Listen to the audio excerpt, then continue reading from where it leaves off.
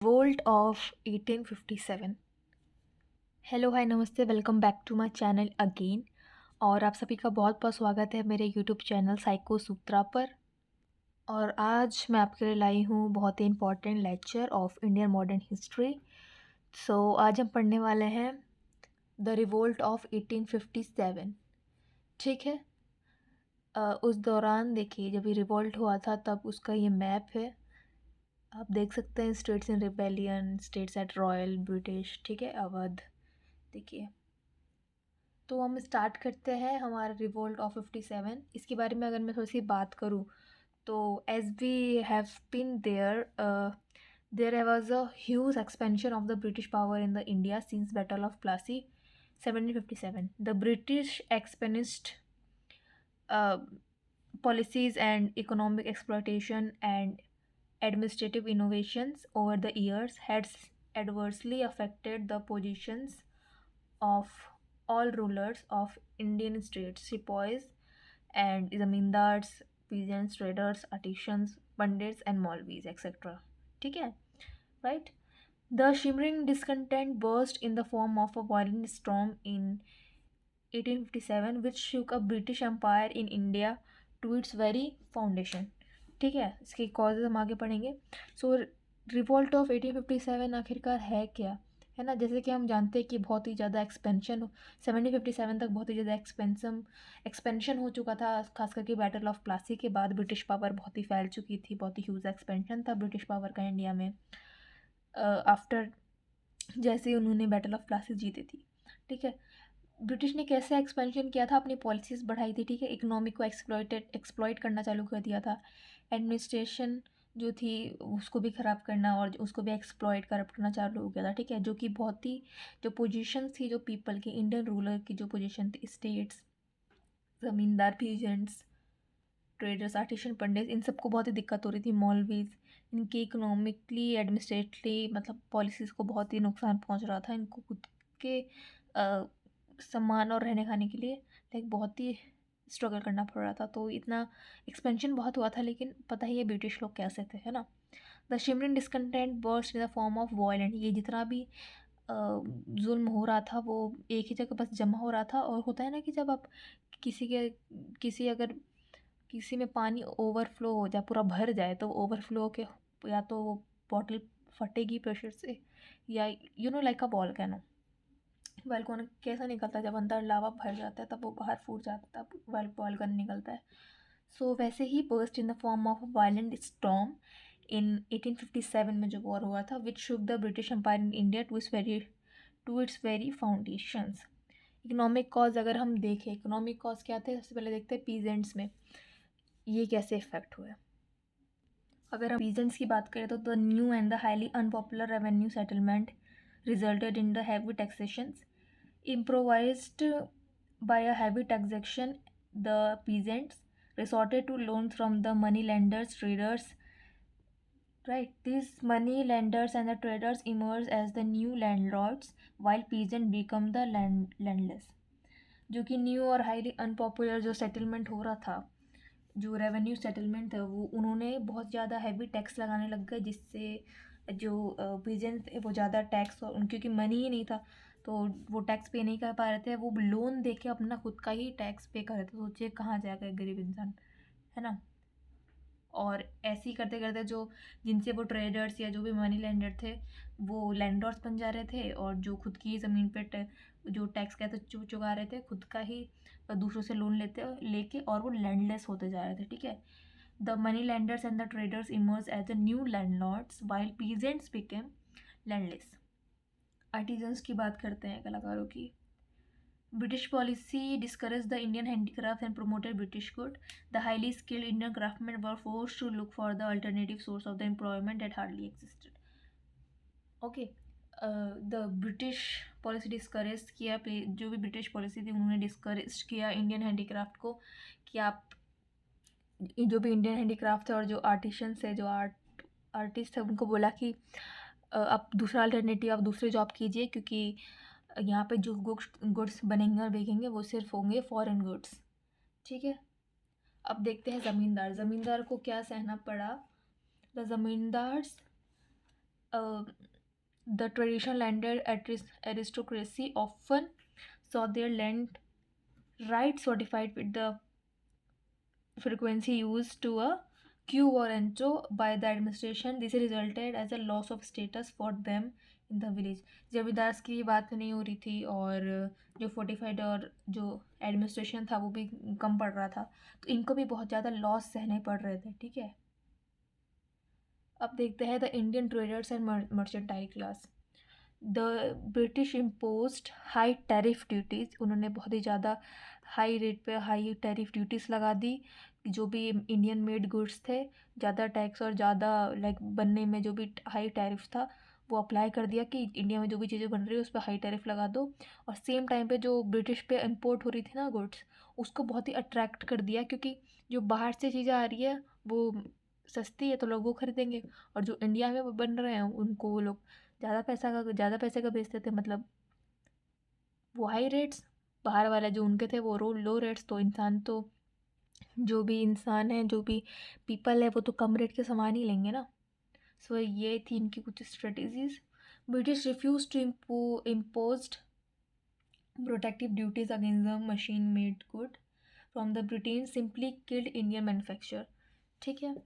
अब देखते हैं इकोनॉमिक कॉजेस कुछ ये थे कि पेजेंट्स को दिक्कत हो रही थी लैंडलॉर्ड्स वाले में, आर्टिजन्स को मैन्युफैक्चर और वो कोई और काम ढूंढने को बोला था, ज़मींदार्स को भी लॉस हुआ था काफ़ी क्योंकि एडमिनिस्ट्रेशन ख़राब था। और इंडियन मर्चेंटाइल क्लास और ट्रेडर्स को ये बोला गया कि आप यहाँ से कोई चीज़ें नहीं खरीदा जाएगा क्योंकि बाहर वाली चीज़ें में लो प्राइस है, लोग वो खरीदेंगे, आपके वाले में हाई प्राइस है, ठीक है, हाई टैरिफ लगा दिया गया। सेकंड देखते हैं पॉलिटिकल कॉजेज़ में देखिए British policy such as effective control, इसमें था ब्रिटिश पॉलिसीज़ में।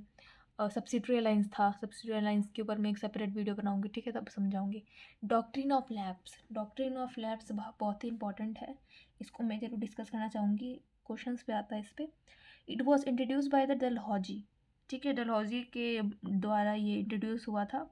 Who was the governor general, doctrine of labs was used by him to annex the independent Indian states, and it was basically an idea to annex the independent Indian state. Doctrine of labs governor general जो थे हमारे उस time के डलहौजी, उन्होंने लाया था, और वो चाहते थे कि जो भी इंडिपेंडेंट इंडियन स्टेट है उनको एनेक्स किया जाए, ठीक है, उनका एनेक्सेशन किया जाए। और it means the right of the rule state having no heir will get lapse and it will not reverted by any adoption. One by one many state came under this doctrine. इसमें ये कहा गया कि अगर किसी independent state, किसी India के state का अगर राजा मर जाता है, उसके बाद उसकी संतान नहीं है, तो वो लैप्स हो जाएगी, वो हमारे अंडर कंट्रोल में आ जाएगी। और कोई ऐसा नहीं है कि अगर राजा का बेटा नहीं है या बेटी है तो वो नहीं बन सकती, बेटा है तो बन सकता है, नहीं है ये नहीं कि भाई या चचेरा या कोई नहीं बन सकता, और अडॉप्शन भी नहीं है था, ठीक है। अगर कोई भी नहीं है संतान अगला राजा बनने के लिए, तो अगला राजा कौन बनेगा, कोई नहीं बनेगा, वो हमारे कंट्रोल में, वो स्टेट आ जाएगा ऑटोमेटिक, ठीक है। सतारा 1848, जयपुर, संबलपुर, ये सब आ गए थे 1849 में। भगत 1850 में, उदयपुर आ गया था 1852 में, झांसी की रानी वाला भी जो केस था ऐसा ही था जो कि 1853 में हुआ था, एंड नागपुर भी आ गया था इस डॉक्ट्रिन ऑफ लैब्स में इन 1854। The right of succession was denied by the Hindu princess, जो हिंदू प्रिंसेस थे उन्होंने ये जो राइट टू सक्सेशन था उनको ये अपोज किया हिंदू प्रिंसेस ने कि नहीं ऐसा नहीं है, डॉक्ट्रिन ऑफ लैब्स वो नहीं मान रहे थे। The Mughals were humbled when the prince Fakiruddin death in 1856, though succession had been recognised conditionally by the Lord Dalhousie. Lord Canning, ठीक है, Lord Canning announced that the next prince on the succession would have to renounce the regal title and the ancestral Mughal places. Okay, जो मुगल के time पे जो Prince Fakhruddin जी का death हुआ था, तो जो फखरुद्दीन की डेथ हुआ उसके बाद भी ऑटोमेटिक जो सक्सेशन था वो कंडीशनली रिकॉग्नाइज हो गया बाय लॉर्ड डलहौजी, है ना। सो ऐसा कुछ था। अब देखते हैं एडमिनिस्ट्रेशन कॉजेज में rampant corruption in the company's administration, ठीक है, specially among the police and the petty officials. Lower caste जो कोर्ट्स थे was a major cause of discontent वहाँ पे होने लगी है, ठीक है। रिलीजियस अगर कॉजेज़ देखें इसमें बहुत सारा है, देखिए क्रिश्चियन मिशनरीज थी, उसको फोर्स किया जाता था कि आप धर्म को बदलिए मत, जो जिस धर्म का है आप उसी में रहने दीजिए, ये धर्म परिवर्तन करना सही नहीं है। सोशल रिफॉर्म्स होने लग गए, जैसे कि ऑपरेशन ऑफ सती जो 1829 में हुआ था, ठीक है, ये जो कि राजा राम मोहन रॉय ने करवाया था। राजा राम मोहन रॉय के बारे में भी मैं एक सेपरेट लेक्चर बनाऊंगी, जो कि इंडियन रेनेसा, जिनको फादर ऑफ इंडियन रेनेसा भी बोला जाता है, उनके ऊपर एक सेपरेट लेक्चर बनेगा, और ज़रूर बनेगा, आप ज़रूर देखिएगा कि वो बहुत अच्छे, like he was a hero, ठीक है। सो अभी देखते हैं अबॉलिशन ऑफ सती को ख़त्म करने का। विडो मैरिज जो होती थी, विडो री मैरिजेस, जो विधवा होती थी उनके दोबारा मैरिज करने का एक्ट लाया गया इन 1856। वुमेंस एजुकेशन के बारे में और हुआ, कॉजेज बढ़े, टैक्स लगा दिया गया था मॉस्को पे, टेम्पल लैंड्स उनके ऊपर भी, और रिलीजियस डिसेबिलिटी एक्ट ये सब आया था। तो ये सब सोशल रिफॉर्म कुछ हुए थे, ठीक है। ये सब पहले प्रैक्टिसेस होते थे, और इन सब का रिवोल्ट में ही ये सब बहुत ही मेजर कॉजेज़ थे, ठीक है। लेकिन अगर हम इनका इमीडिएट कॉज देखें, तो इमीडिएट कॉज क्या था, जिससे इमीडिएट कॉज मतलब कि स्टार्ट कैसे हुआ, ये सब तो चलो बीच बीच में प्रथा चली ही जा रही थी, लेकिन स्टार्ट कैसे हुआ, कहाँ से हुआ। बिगिनिंग ऑफ द रिवोल्ट हुआ था मंगल पांडे से, स्टार्ट करते हैं हम, ठीक है। इमीडिएट कॉजेज अगर हम पहले देखें, तो the reports about the mixing of the bone dust in the atta flour and the introduction of the Enfield rifle and the sepoys growing disaffection with the comment, ठीक है। The grease wrapping vapor of the cartridges of a new rifle had to be beaten off before the loading, and the grease were reportedly made of beef and pig fat. The cow was scarred, ठीक है, secret to the Hindus, ठीक है, क्योंकि जो काऊ थी, इसका immediate cause revolve का करने का ये था कि जो इंग्लिश जो भी लोग थे, वो अपना ग्रीस और लाइक आटे में वो बोन डस्ट ऐसे मिला देते थे, है ना, लाइक गलत होता था ये खाने के साथ भी, जो कि डिससेटिस्फैक्शन करवाता था, ठीक है, लोगों को। और जो ग्रीस वैपिंग जो पेपर होता है ना, काटरे, जिनसे वो गन्स और जो भी ग्रीस बनाते थे मेन किसी भी यूज़ करने के लिए, वो ग्रीस किससे बनाते थे, काऊ से और पिग से, काऊ से, बीफ से और पिग फैट से बनाते थे। अब देखिए, आप इंडिया पे राज कर रहे हैं, और पिग और बीफ से जो भी कर रहे हैं आप, और जो भी बना रहे हैं उससे बोल रहे कि आप इससे काम करें, वो कैसे काम करेंगे, क्योंकि जो काऊ थी वो हिंदूज़ में बहुत मानी जाती है, ठीक है, और पिग को मुस्लिम में टैबू माना जाता है, ठीक है। और आप उन्हीं जिनके साथ काम कर रहे हैं उनके लिए जो टैबू है या जो पवित्र है, आप उन्हीं के मतलब फैट से और मीट से आप ये सब काम करवा रहे हैं। तो ये बहुत ही गलत था, ये बहुत ही इमीडिएट कॉज था कि इसको जल्दी से बंद करो और रिवोल्ट करो, कि हम अपने बिलीफ के साथ नहीं खेलने देंगे इनको, है ना। अब बिगिनिंग ऑफ रिवोल्ट देखते हैं, Mangal Pandey. On 29th March 1857 at the Barrackpore, Mangal Pandey, a young sepoy of the 34th Native Infantry, refused to use the cartridge and fired at the Letlord Bog on 8 April 1857 he was executed. अब क्या होता, सबसे पहले इन्होंने बोला था कि ये पिग वाला जो भी चल रहा था और ये राइफल वाला, he refuse to use the cartridge, जो भी ये पिग और बीफ से फैट से बना हुआ ये लोग जो ग्रीस यूज़ करते, सबसे पहले इन्होंने किया था, और ये फायर हो गए थे पहली बार, ये रिवोल्ट मतलब प्रोटेस्ट करने के लिए। एक्सप्लोजन ऑफ मेरठ में जो हुआ था on 24th April 1857, cavalry of the Meerut refuses to use the cartridge. On 9th May 85 of them were dismissed and sentenced to the 10 years of imprisonment and put in the fetters. This sparked off a general mutiny among the Indian soldiers and stationed at Meerut.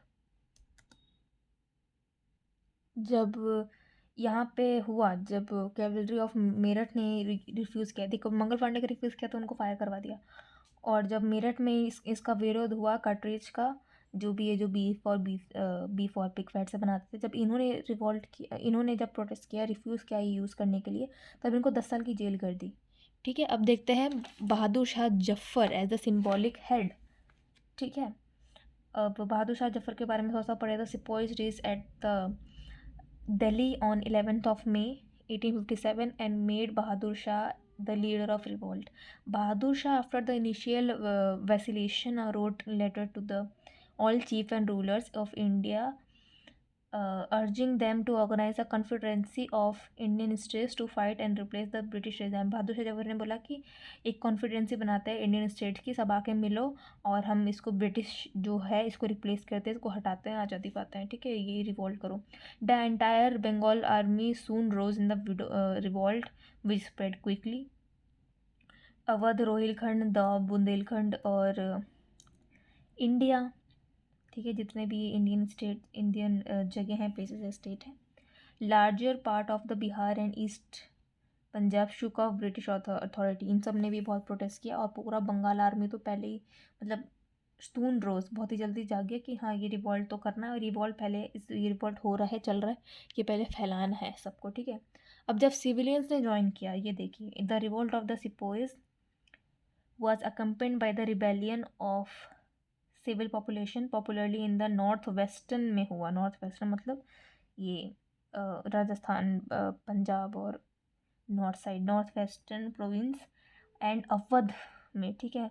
It is a wide spread participation in the revolt by the peasantry class और additional shopkeepers, labourers, civil servant, zamindar जो भी थे, religious तो mendicant, handicrafts वाले थे और priest थे, civil servants थे, वो सब ने एक रियल स्ट्रेंथ को गेन किया, और as well as the character of the popular revolt. और ये एक रिवॉल्ट के बहुत ही पॉपुलर कैरेक्टर बने. इन सब ने मिल के, सिविलियंस जितने भी थे ये सब मिल ले, और मेनली नॉर्थ वेस्टर्न और अवध के में, और सब ने मिल के बहुत ही मेजर रोल और मेजर पार्ट प्ले किया इन द रिवॉल्ट ऑफ 1857. अब पढ़ते हैं spread, extension and suppression of the revolt. कहाँ हुआ, जहाँ पे कहाँ स्प्रेड हुआ अच्छे से, कौन कौन सी जगहों पर एक्सटेंशन भी हुआ लेकिन सप्रेशन भी हुआ, ठीक है. दिल्ली, लखनऊ, कानपुर, झांसी, जगदीशपुर, आरा, ये बिहार में है, और बरेली, रोहिलखंड, ठीक है. इन सब जगहों पे ये स्प्रेड हुआ, एक्सटेंशन हुआ और सप्रेशन हुआ इस रिवॉल्ट का. इन Delhi the Mughal emperor Bahadur Shah nominal leader, general Bakht Khan was the real commander, and British Army captured the Delhi on 14th of September 1857. British General Hudson captured the royal princes, shot them publicly, and the emperor was exiled to Rangoon where he died in 1862. यहाँ पे तो fire कर दिया Prince को, ठीक है, उनको shot कर दिया पब्लिकली. लखनऊ में क्या हुआ था, on June 1857 Begum Hazrat Mahal declared her minor son as a British Qadri, Nawab, and started the revolt. Zamindars, peasants and sepoys of Awadh supported her. On 25th November 1857, Lucknow was recaptured by the British but failed to suppress the revolt. But finally, on 25th September 1857, with the help of Gorkha Regiment, Sir Colin Campbell suppresses the revolt. Kanpur में क्या हुआ था, on 5th June 1857, सब जून में ही हो रहा है, देखिए. On 5th June 1857, Nana Saheb along with the Azimullah Khan and the ताकर Tope started the revolt. On 27 July 1857, major general Havelock defeated Nana Saheb army and recaptured Kanpur, but it was again captured by the Tantia Tope with the help of forces from the Gwalior. Finally, in December 1857, Sir Colin Campbell captured it, ठीक है. झांसी की बात करें तो the revolt started in Jhansi under the leadership of Rani Lakshmibai, 4th April 1857, ठीक है. Sir Hugh Ross defeated the Rani's army. She fled to Kalpi. Later, with the help of the Tantia Tope, she captured Gwalior. Unfortunately, on 17th June 1858, Hugh Ross attacked Gwalior, and his battle Rani Lakshmibai was killed. 28 June 1858, British recaptured Gwalior, ठीक है. जगदीशपुर की बात करें तो यहाँ पे revolt चल रहा था जगदीशपुर में, under the leadership of Kunwar Singh, जो कि 80 साल के थे, जिन्होंने उनकी बहुत ही वीर गाथा है इनके ऊपर भी मैं सेपरेट लेक्चर बना दूंगी वीर कुंवर सिंह पे. ऑन 27 अप्रैल 1858, विलियम टेलर जो थे और विंसेंट आयर, उन्होंने फिर से रिकैप्चर कर लिया आरा को, ठीक है, जगदीशपुर को. बरेली, रोहिलखंड की अगर बात करें तो the revolt started in Bareilly, Rohilkhand, under the leadership of मौलवी अहमदुल्ला, ठीक है। सो अहमदुल्ला जी के अंडर में ये था लीडरशिप मौलवी जी के। और ऑन 5 मई 1858 कॉलिन कैम्पबेल रिकैप्चर, ठीक है। तो हर जगह रिवॉल्ट हो रहे थे, जिसके अंडर में थे वो ध्यान से याद कर लीजिएगा, पढ़ लीजिएगा। रिवॉल्ट हो रहे थे और धीरे धीरे दोबारा रिकैप्चर भी कर ले रहे थे, ठीक है। और क्योंकि उस टाइम कौन थे, कॉलिन कैम्पबेल, ठीक है। फेलियर ऑफ कॉजेज़ अगर देखें कि जो भी इतना ज़्यादा जो रिवॉल्ट हुआ उस सब के कॉजेज़ क्या हैं, तो एक तो ये सब हर जगह रिवॉल्ट को जगहों को रिकैप्चर हो रहा था और हर जगह रिप्रेशन हो रहा था। कॉजेज ऑफ फेलियर देखें तो पूरे इंडिया ने पार्टिसिपेशन नहीं किया था। जो क्लासेस थी वो सारी क्लासेस नहीं ज्वाइन हुई थी। बहुत ही पुअर आर्म और इक्विपमेंट्स है जिनसे लड़ाई नहीं लड़ी जा सकती थी। पुअर कोऑर्डिनेशन था एंड ऑर्गेनाइजेशन। ज़्यादा लोग जुड़े ही नहीं है, ज़्यादा क्लास जुड़े ही नहीं है, तो कोऑर्डिनेशन कैसा है ना। तो पुअर कोऑर्डिनेशन और organisation and no unified ideology. कोई अच्छी या तगड़ी आइडियोलॉजी नहीं थी किसी की जिससे जो सही बैठे और जो इतना इम्पैक्टफुल हो कि रिवॉल्ट को हम अच्छा अंजाम दे सकें। लेकिन रिवॉल्ट ख़त्म हो गया और फेलियर हो गया उसका, ठीक है, रिवॉल्ट ऑफ 1857 का। अब देखते हैं इसका इम्पैक्ट क्या रहा है। जो कंपनी रूल थे, put an end company rule का जो भी था, जो भी ऑर्गेनाइजेशन थी ये कंपनी रूल, उसका ख़त्म हो गया, वो ख़त्म हो गया। Secretary of the state of India की बात हुई है, secretary of state of India बना। जीजीआई थे वो वाइसरॉय बने, मतलब आए ये सब, मतलब जनरल गवर्नमेंट ऑफ इंडिया और वाइसराइज। डॉक्ट्रिन ऑफ जो लैब्स था उसका विड्रॉल हो गया, ठीक है, विड्रॉन हो गया।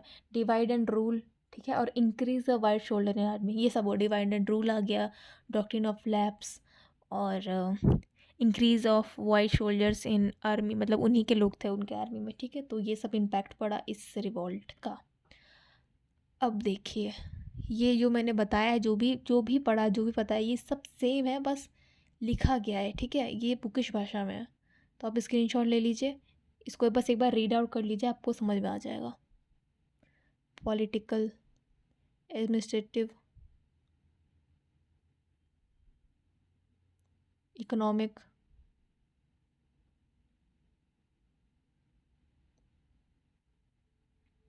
सोशल एंड रिलीजियस रिफॉर्म, जो भी मैंने बताया वही सारे, मिलिट्री,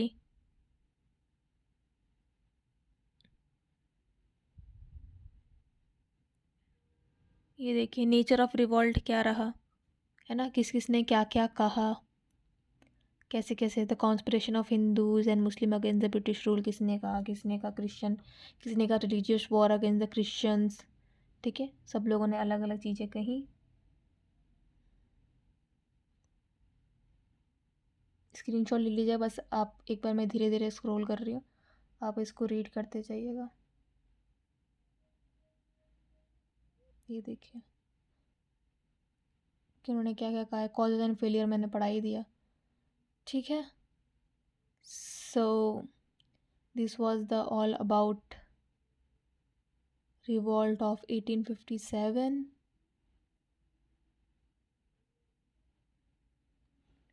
ओके, मैं थोड़ा सा नेचर ऑफ रिवॉल्ट के बारे में बता देती हूँ। जो आरसी मजूमदार थे और जो एस सेन थे, उन्होंने कहा कि ये क्या था, नॉट अ नेशनल रिवॉल्ट, ठीक है। ये लाइन्स याद कर लीजिएगा कि किस उन्होंने इस रिवॉल्ट के बाद इस नेचर के बारे में क्या कहा है। टी आर होम्स ने कहा है a conflict between civilisation and barbarism, ठीक है। 3 फेजेस ऑफ रिवॉल्ट भी किसी ने कहा है। परसिबल स्पीयर किसी ने कहा है, जो कि वीडी सावरकर ने कहा है कि वॉर ऑफ इंडिपेंडेंस का है। मेयर सिपॉय म्यूटिनी का है लॉरेंस एंड सिले ने। और आरसी मजूमदार ने एक और चीज़ कहा है, 2 चीज़ें कही हैं आरसी मजूमदार ने।